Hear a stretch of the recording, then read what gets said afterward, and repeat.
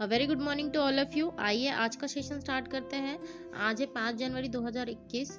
आज का हमारा पहला प्रश्न है, विश्व ब्रेल दिवस कब मनाया जाता है? तो विश्व ब्रेल दिवस मनाया जाता है 4 जनवरी को। यह दिवस दृष्टिबाधित और दृष्टिविहीन लोगों के लिए मानव अधिकार हासिल करने में संचार साधन के रूप में ब्रेल के महत्व के बारे में जागरूकता फैलाने के लिए मनाया जाता है। यह दिन ब्रेल लिपि विकसित करने वाले लुई ब्रेल लिपि जिसने विकसित की थी, जिनका नाम था लुई ब्रेल, की जयंती को चिन्हित करने के लिए मनाया जाता है। इनका जन्म हुआ था उत्तरी फ्रांस के कूफरे शहर में 4 जनवरी 1809 को। ठीक है, 4 जनवरी 1809 में इनका जन्म हुआ था, इसलिए 4 जनवरी को विश्व ब्रेल दिवस के रूप में मनाया जाता है। ठीक है, 2019 से यह हर साल मनाया जाता है। क्वेश्चन नंबर 2 पे चलते हैं। क्वेश्चन नंबर 2 है, हाल ही में किसके द्वारा एक समग्र डिजिटल भुगतान सूचकांक डिजिटल पेमेंट इंडेक्स लॉन्च किया गया है? तो बताना है किसके द्वारा किया गया है। तो ये किया गया आरबीआई द्वारा।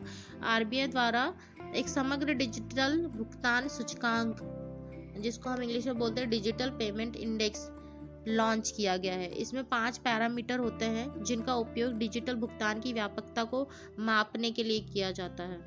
आरबीआई के बारे में जाने तो आरबीआई के 25वें गवर्नर हैं, जो कि वर्तमान गवर्नर हैं, शक्तिकांत दास। ठीक है, शक्तिकांत दास इसके 25वें गवर्नर है। इसका मुख्यालय है मुंबई में है इसका मुख्यालय, और इसकी स्थापना हुई थी 1 अप्रैल 1935 को। ठीक है, कोलकाता में किसकी आरबीआई की स्थापना 1 अप्रैल 1935 कोलकाता में। अगला क्वेश्चन है, हाल ही में भारत को आईयूसीएन समर्थित एशिया संरक्षित क्षेत्रीय भागीदारी एशिया प्रोटेक्टेड एरिया पार्टनरशिप का संयुक्त अध्यक्ष चुना गया है।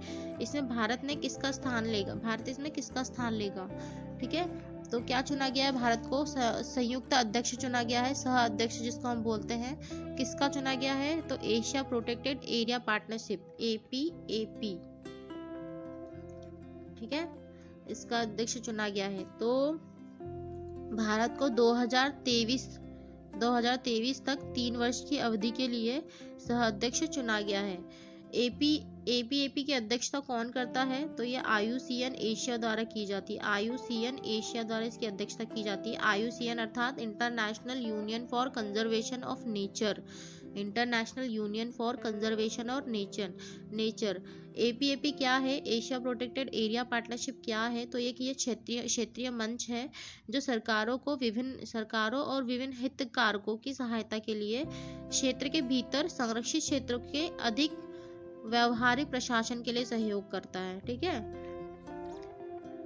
आईयूसीएन के बारे में थोड़ी इंफॉर्मेशन जान लेते हैं। तो आईयूसीएन जो है, इसका मुख्यालय है स्विट्जरलैंड में। इसका मुख्यालय कहाँ है? स्विट्जरलैंड में इसका मुख्यालय है। इसके CEO है गेटेल एगुइलर, और इनके जो फाउंडर है वो है जूलियन हक्सले, और इसकी स्थापना हुई थी 5 अक्टूबर 1948। ठीक है, 5 अक्टूबर 1948 को इसकी स्थापना हुई थी, किसकी? आईयूसीएन की।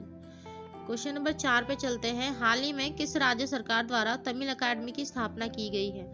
तो किस राज्य सरकार द्वारा की गई है? दिल्ली सरकार द्वारा तमिल अकादमी की शुरुआत की गई है, स्थापना की गई है। दिल्ली सरकार के कला, संस्कृति और भाषा विभाग ने इसकी स्थापना की है तमिलनाडु की संस्कृति, कला और भाषा को बढ़ावा देने के लिए। ठीक है, क्यों की गई है? तो तमिलनाडु की संस्कृति, वहाँ की कला, वहाँ की जो भाषा है, उसको बढ़ावा देने के लिए इसकी स्थापना की गई है। दिल्ली के बारे में जाने तो दिल्ली के CM है अरविंद केजरीवाल, राज्यपाल है अनिल बैजल, और कला, संस्कृति और भाषा मंत्री जो है वो है मनीष सिसोदिया। क्वेश्चन नंबर 5 है, हाल ही में कोलकाता स्थित गार्डन रिच शिपबिल्डर्स एवं इंजीनियरिंग GRSE ने लैंडिंग फास्ट यूटिलिटी MK4 श्रेणी का कौन सा पोत भारतीय नौसेना को सौंपा है? ठीक है, तो कौन सी श्रेणी का? Landing fast utility LCU MK4 श्रेणी का कौन सा पोत सौंपा है? ये सौंपा है INLUC L58। INLUC L58 को सौंपा गया है भारतीय नौसेना को हाल ही में। इसे अंडमान निकोबार द्वीप समूह के अहम स्थान पर तैनात किया गया है और ये जो है ये LCU श्रृंखला का अंतिम जहाज है ये, ठीक है। GRSC जो है, GRSC के प्रबंधक निर्देशक कौन है, तो वो है एडमिरल VK सक्सेना इनके क्या है, इनके प्रबंधक है। और इसका जो मुख्यालय वो है कोलकाता, वेस्ट बंगाल में।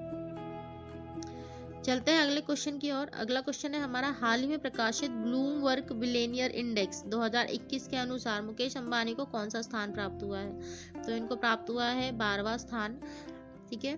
पहले ये एशिया में सबसे अमीर व्यक्तियों में से जाने जाते थे या सबसे अमीर व्यक्ति थे। हाल ही में चीन के लोग वुल्फ नाम से प्रसिद्ध झोंग शानशान जो है, इन्होंने अंबानी की जगह ले ली है। अब ये एशिया के सबसे अमीर व्यक्ति के रूप में जाने जा रहे हैं। अगले क्वेश्चन पे चलते हैं। अगला क्वेश्चन है हमारा, भोजन से प्राप्त ऊर्जा को कैसे मापा जाता है, तो भोजन से प्राप्त ऊर्जा को मापा जाता है कैलोरी से। कैलोरी जो होती है वो ऊर्जा की इकाई होती है, ठीक है। क्या होती है, ऊर्जा की इकाई होती है। और इसकी जो SI प्रणाली है वो क्या है, अब जूल है इसकी SI प्रणाली अभी। और इसकी खोज की थी प्रोफेसर निकोलस क्लीमेंट ने इसकी क्या की थी, खोज की थी, किसकी, कैलोरी की। कैलोरी क्या है, तो ऊर्जा को मापा जाने वाला एक पैरामीटर है। क्वेश्चन नंबर 8 है, यारलंग तांस्को का प्रचलित नाम क्या है, तो यारलंग तांस्को जो है इसका प्रचलित नाम है ब्रह्मपुत्र नदी जो है चीन का जो तिब्बत है वहां से तिब्बत के दक्षिण में मानसरोवर के निकट चेमायुंगदुंग नामक हिमवाह से उत्पन्न होती है ये नदी। कौन सी नदी, ब्रह्मपुत्र नदी। इसे सांगपो दिहांग जमुना के नाम से भी जाना जाता है, ठीक है। जब ये तिब्बत से निकलती है तो इसको तीसांगपो नाम से जाना जाता है। फिर जब ये भारत में एंटर करती है असम से, तो असम में इसको दिहांग कहा जाता है। और फिर जब ये पश्चिम बंगाल में बांग्लादेश में एंटर करती है तो तब इसको जमुना कहा जाता है। क्वेश्चन नंबर 9 है, निम्नलिखित में से किसे अरेबियन समुद्र की रानी कहा जाता है, तो कोच्चि को अरब सागर की रानी कहा जाता है और इसे केरल के प्रवेश द्वार के रूप में भी जाना जाता है। भारत के पश्चिमी घाट पर मसालों के व्यापार का सबसे बड़ा केंद्र होने के कारण 14वीं शताब्दी से ही देश का सबसे महत्वपूर्ण बंदरगाह है ये। अपने सुंदर तटीय वातावरण के कारण इसे अरब सागर की रानी कहा जाता है, ठीक है। अरब सागर की रानी भी कहा जाता है और भी क्या कहा जाता है, केरल का प्रवेश द्वार भी कहा जाता है।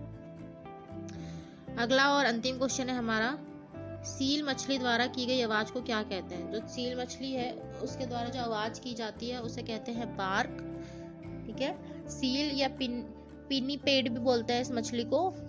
मांसाहारी समुद्री स्तनधारी प्राणियों का एक विलय क्लेड है ये, और ये कोरटेडा संघ का प्राणी है। कौन सा, कोरटेडा संघ का प्राणी है ये, ठीक है। तो थैंक यू सो मच। ये थे आज के हमारे 10 क्वेश्चंस।